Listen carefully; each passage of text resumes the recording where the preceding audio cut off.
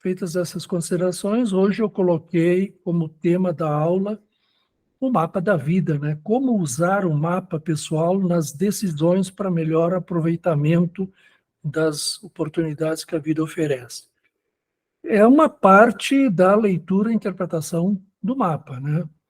E que, apesar de muita experiência que muita gente tem com a numerologia, ainda às vezes sente um pouco de dificuldade em como dar um direcionamento correto para o consulente.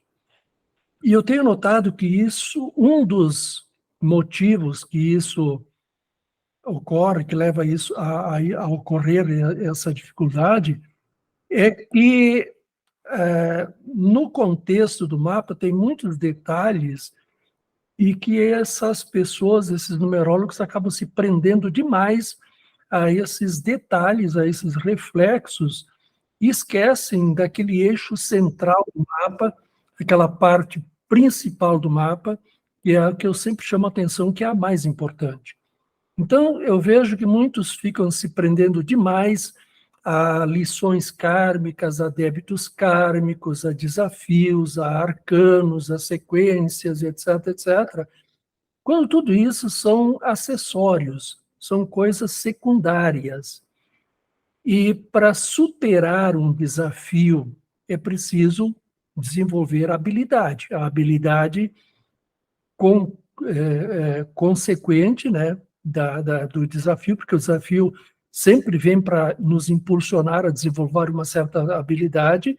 Os ebros kármicos são regenerados através do desenvolvimento de atitudes, ações, comportamentos adequados a cada situação, né? As eventuais dificuldades que as sequências numéricas apontam, eu digo eventuais dificuldades porque não são certas, né? Muitas vezes a pessoa tem triângulos floridos de sequências numéricas e nós observamos que ela não tem nenhuma daquelas dificuldades, né?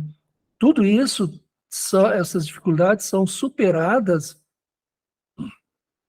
desenvolvendo-se as habilidades necessárias, porque elas apontam para carências de habilidades. Então, não adianta focar na sequência, tirar a sequência do nome, com assinatura, sem sequência, com sei lá eu, essas coisas. Nada disso resolve. Isso é a mesma coisa que corrigir o mapa e deixar a estrada esburacada, né? Não resolve, não é o mapa que se corrige, é a pessoa, é o terreno. Ah, mas eu fiz o meu mapa, um numerólogo fulano de tal me deu uma assinatura e eu comecei a ter sucesso na vida e deu tudo certo. Isso acontece com uma em cada 100 pessoas, né? Ninguém conta os fracassos, todo mundo conta só as vitórias, né? E também isso tem várias razões para acontecer. Pode ser que aquela assinatura tenha sido o gatilho que destravou um bloqueio mental dessa pessoa. Pode ser que essa assinatura esteja funcionando como um amuleto para essa pessoa. Amuletos são apoios mentais poderosos, né? Sabe-se lá por que razão, mas não foi a assinatura que fez, foi a pessoa que fez. Foi a pessoa que corrigiu uma atitude, foi a pessoa que se alinhou usando a assinatura, talvez nem sem saber disso. Então, ela diz que foi a assinatura, né? Mas na verdade não foi. Então, todas essas questões secundárias, que às vezes tomam um tempo enorme do numerólogo, tá? E explicações, às vezes até desnecessárias, acaba fazendo com que fique um pouco de lado, não totalmente, evidentemente, mas que o numerólogo acaba dando menos importância àquilo que tem realmente muito mais importância, né? Então, o que são esses números que formam esse eixo central do mapa que eu tanto me refiro, que eu digo sempre, foquem nisso aqui. Porque uma vez que você foca naquilo ali, você está desenvolvendo tudo que é necessário para superar desafios, obstáculos, dificuldades, regenerar o que está mal feito, né? aprender as lições que têm que ser aprendidas. Bom, vamos começar, então, primeiro, observando quem somos nós. Quem sou eu? E aí é essa pergunta mesmo que eu estou colocando. Porque eu sempre falo que no autoconhecimento, a pergunta quem sou eu é a pergunta da primeira camada do autoconhecimento. E é justamente isso que aqui no mapa está sendo proposto com esse quem sou eu. Conhecer qual é a sua estrutura, qual é o seu ferramental, qual é o seu conjunto de aptidões, talentos, recursos que você tem para executar o seu plano vida. Então, nós temos que estudar a personalidade, né? Entender bem como ela funciona, e orientar o nosso consulente para que ele aproveite todos esses potenciais de personalidade que ele tem.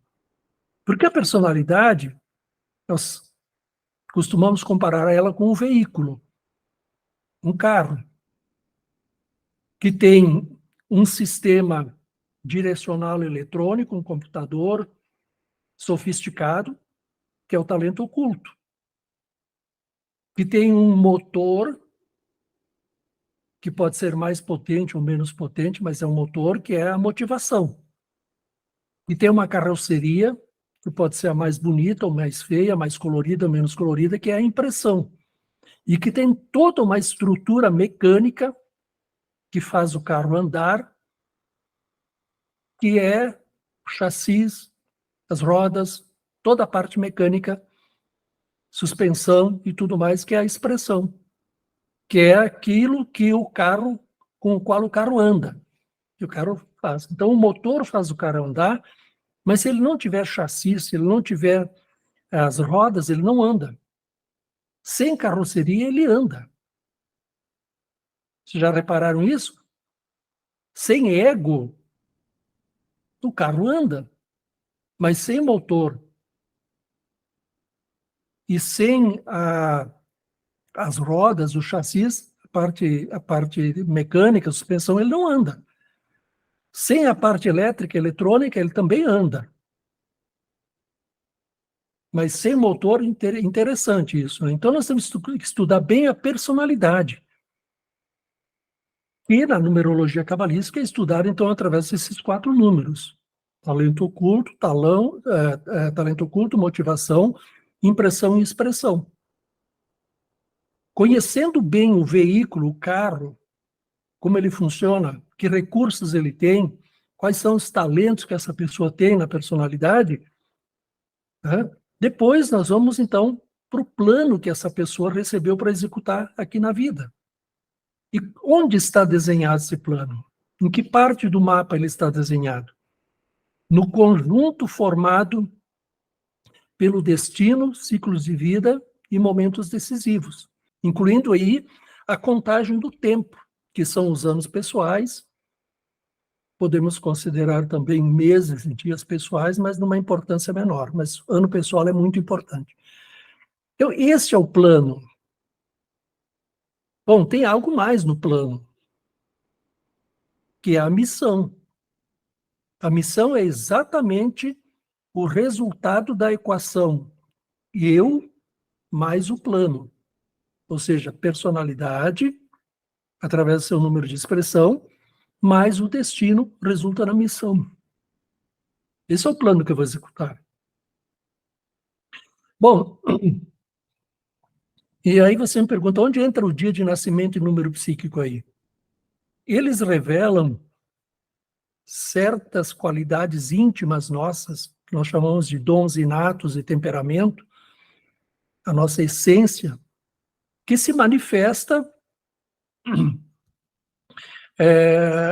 através da personalidade, que se manifesta através do número do destino também, porque o número do destino é a redução da data completa de nascimento.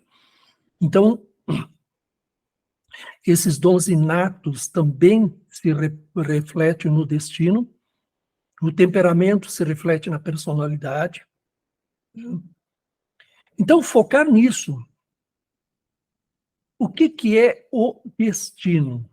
A A própria palavra já diz. É a tua destinação, é o que está destinado para você executar na vida, no plano vida. É aquele traçado que você vai seguir. No meu ponto de vista, esse é o número mais importante do mapa. Ele diz exatamente o que você veio fazer. E quando eu digo o que você veio fazer, para quê? Fazer para quê? Para ganhar dinheiro? Não. Também, mas não. Porque quem foca em ganhar dinheiro não está fazendo a coisa certa. Ele diz o que você veio fazer para progredir e evoluir. Progredir intelectualmente, materialmente, em, em todos os aspectos da vida e evoluir espiritualmente. É aquilo que você necessita desenvolver nesta jornada vida ou nesta encarnação. Então, se você veio com destino 1, foca no destino 1. O que você tem que aprender? O que você tem que desenvolver? O foco da vida é sempre na tua evolução espiritual. Todo o resto são meios pelos quais a tua profissão, os teus negócios, o que você vai fazer para progredir, os teus estudos, relacionamentos, todo o resto são meios pelos quais e que nós transformamos em fins. Por isso que estamos perengueando tanto aqui nesse mundinho de Deus. Porque, como eu digo, nós focamos no resto e esquecemos o reino. E o reino está traçado no teu número de destino. Realiza ele.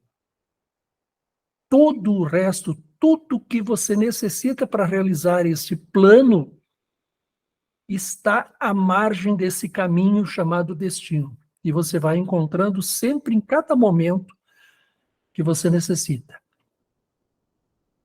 Como é que eu sei isso? Como que eu sei isso? Porque eu estudei numerologia cabalística? Também. Mas eu tenho uma bagagem de vida e de experiências que me mostram o quanto custa andar desalinhado com esse número de destino. E que me mostram o quanto as coisas andam bem e dão certo quando nós nos alinhamos com esse número de destino.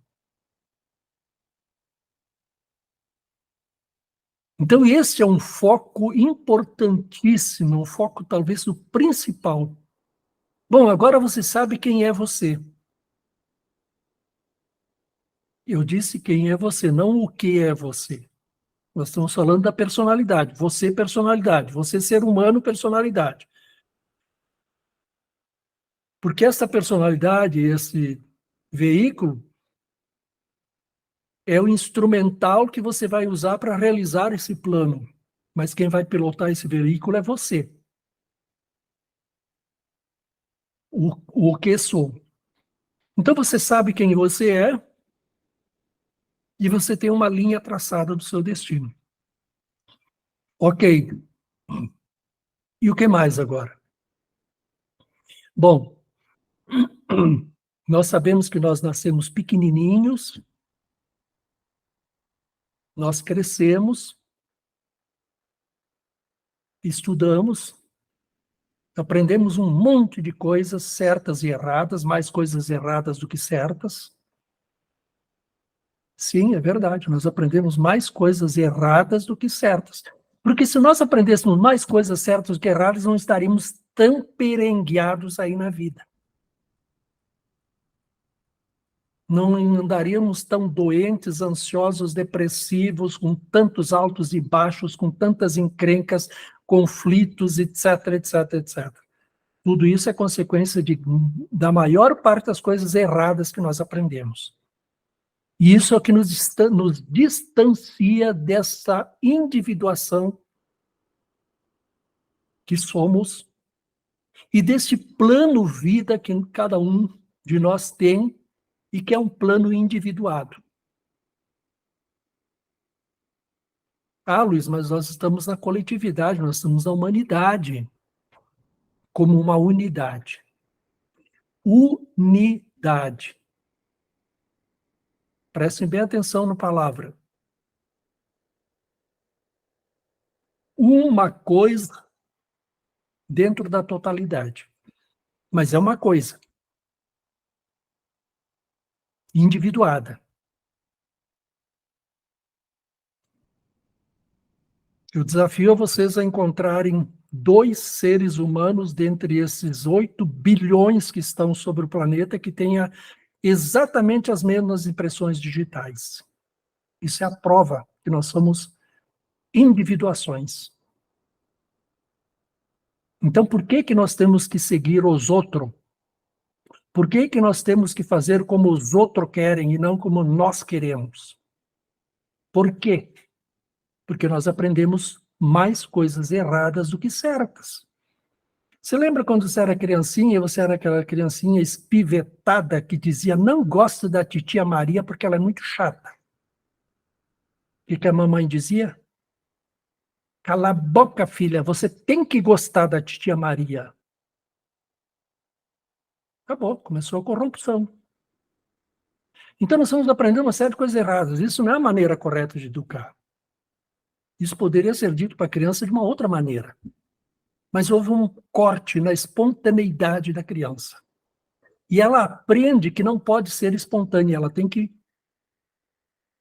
aprender o jogo da manipulação, o jogo da dissimulação, o jogo da mentira. E ela começa a aprender. Então, quando eu disse que nós aprendemos mais coisas erradas do que certas, não há nenhum exagero nisso. Bom, nascemos pequenininhos, crescemos, vamos aprendendo uma porção de coisas, nos preparamos para enfrentar as lutas da vida, né? Aprendemos que a vida é luta. Matar um leão cada dia. Por que matar leão? Então nós entramos nesse jogo. E aí começamos a nos comportar, a nos vestir, a falar de acordo com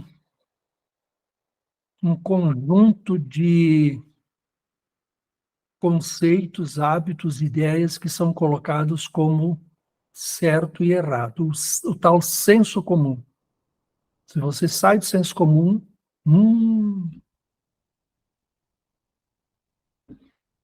você é um bicho feio e estranho. Então, crescemos, primeiro ciclo de vida, chamado ciclo formativo. Prestem atenção como se desenvolveu este ser durante o primeiro ciclo de vida. Combinado com o primeiro momento decisivo, porque eles transcorrem juntos. Esta primeira fase da vida, primeiro ciclo de vida e primeiro momento decisivo, transcorrem em 3 etapas. É o único ciclo de vida que tem 3 etapas.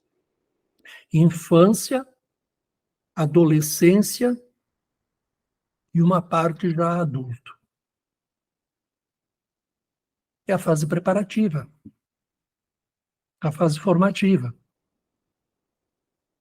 Bom, nessa fase, muitas experiências são proporcionadas dentro desse único ciclo de vida e único momento decisivo, no sentido de que esse jovem, esse adolescente jovem vá se preparando.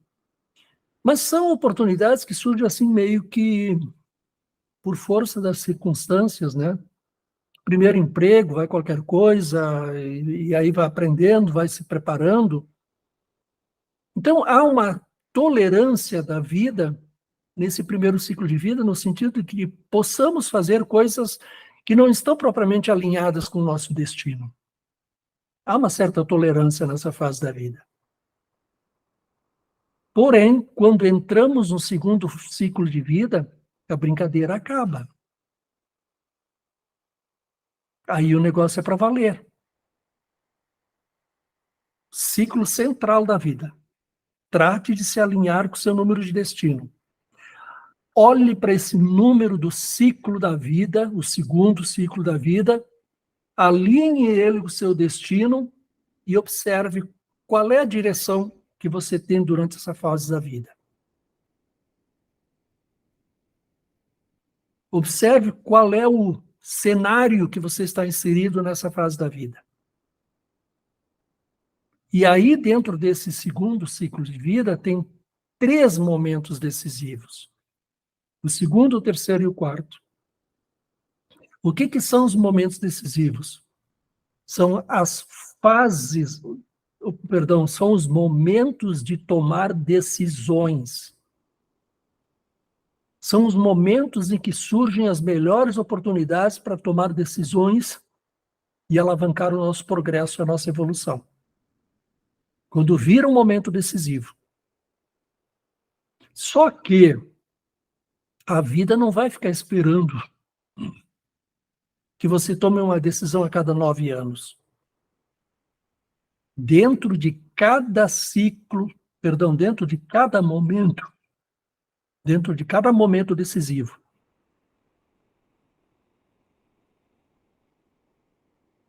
transcorre um ciclo de 9 anos pessoais. E cada ano pessoal traz uma oportunidade única de tomar uma decisão. Então, observar isso. Mudou o seu momento decisivo. Começa um novo ciclo de 9 anos pessoais dentro desse momento decisivo. O número do seu momento decisivo indica a decisão principal que você tem que tomar. É um momento decisivo. 1, desenvolve a individualidade, a independência, a autonomia, iniciativa, determinação. As oportunidades vão surgir sempre nessa linha. É um momento decisivo. 7, desenvolve o estudo, aperfeiçoamento, autoconhecimento, espiritualidade, ciência. As oportunidades vão surgir sempre dentro dessa linha. E em cada ano pessoal vão surgindo as oportunidades específicas do ano.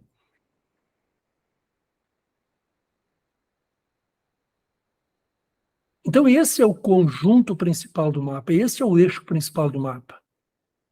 Bom, tem 3 desafios por trás dos ciclos de vida.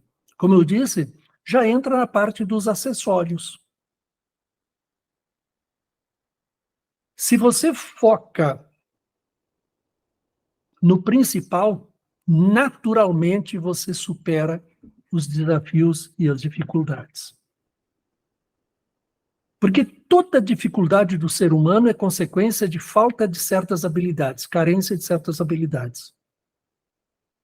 E o mapa mostra os potenciais que nós temos.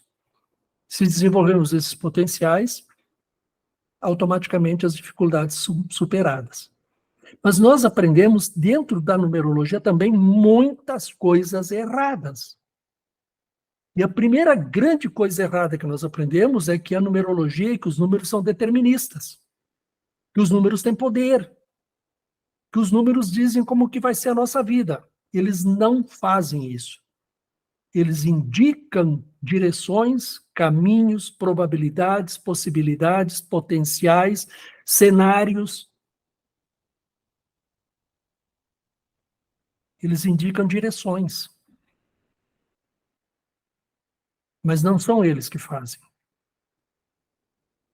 Ah, mas eu tenho experiência e provo que os números têm poder. Eu tenho experiências e provo que baratas têm poder sobre seres humanos.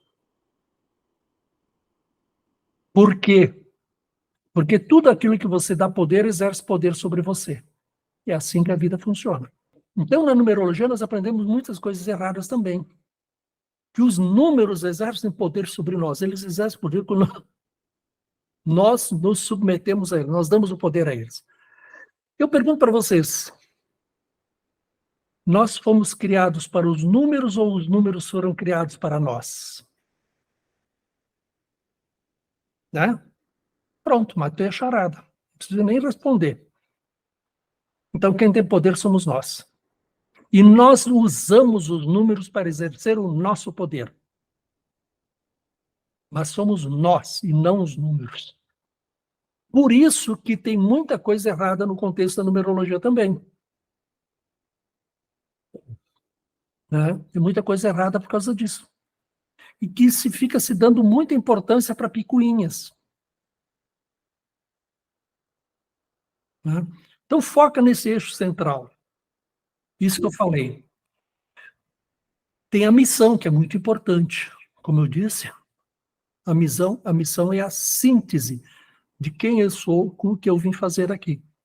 E ela indica o plano da minha autorrealização. Sim. Mas se você não cumpre o seu destino, se você não realiza o seu destino, e se você não desenvolve os seus potenciais do seu ferramental, da sua personalidade, você não cumpre a sua missão. Entendeu? A missão resulta de todo esse jogo. A missão sintetiza todo o jogo do mapa. Por isso que a missão é a autorrealização do ser humano. É tudo que ele agrega em si a partir da realização desse plano, a partir dos seus talentos aplicados na construção do que ele está. Você pode colocar ele como o segundo número mais importante, sim. Ou pode até dizer que ele é o mais importante. Isso depende do ponto de vista de cada um. No meu ponto de vista, o número do destino é o mais importante, porque se você não cumpre com o que te está destinado a realizar, você não realiza nem a sua missão. Entendi. Entendeu? Porque a missão vem depois. Ela é a colheita de tudo que você faz. É aquilo que você agrega na alma para levar na bagagem quando você vai embora. Aliás, a única coisa que se leva, né?